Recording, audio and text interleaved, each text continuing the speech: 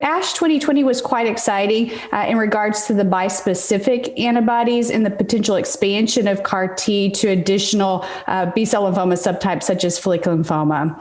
So with the bispecific antibodies, we saw at least 4 bispecifics that have now entered into phase 2 or have at least completed larger phase 1 studies.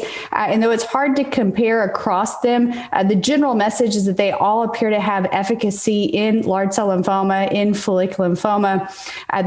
They all seem to have similar toxicity profile in regards to cytokine release syndrome, which is one of the more common adverse events. Fortunately for patients, it's most commonly grade 1 or 2 and tends to occur during the first cycle. Across these agents, we saw some strategies aimed at mitigating the CRS, either with ramp-up dosing, aggressive pre-meds, or even subcutaneous administration that might mitigate this and ultimately result in more widespread use, including in community settings in the U.S. So the next phase of this is to see where they ultimately end up in terms of approval and whether or not combination strategies will move them into earlier lines of therapy. The CAR-T also looks quite impressive. Again, it's been now a couple of years of us being excited about CAR-T at ASH, but what was intriguing this year was the results of ZUMA-5, which looked at CAR-T cell therapy with Axi-Cel for patients with relapsed refractory follicular marginal zone.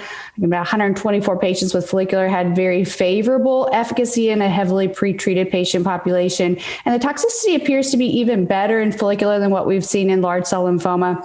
The marginal zone cohort that was included in the study was small, but somewhat alarming was the PFS wasn't quite as good, and the toxicity seems to be a little bit worse than what we've seen with large cell lymphoma. So my enthusiasm might be dampened in marginal zone, but the ELARA study, another phase 2 study, showed, again, quite good efficacy with an anti-CD19 auto CAR in relapsed refractory follicular. So we expect the labels to be broadened to more patients.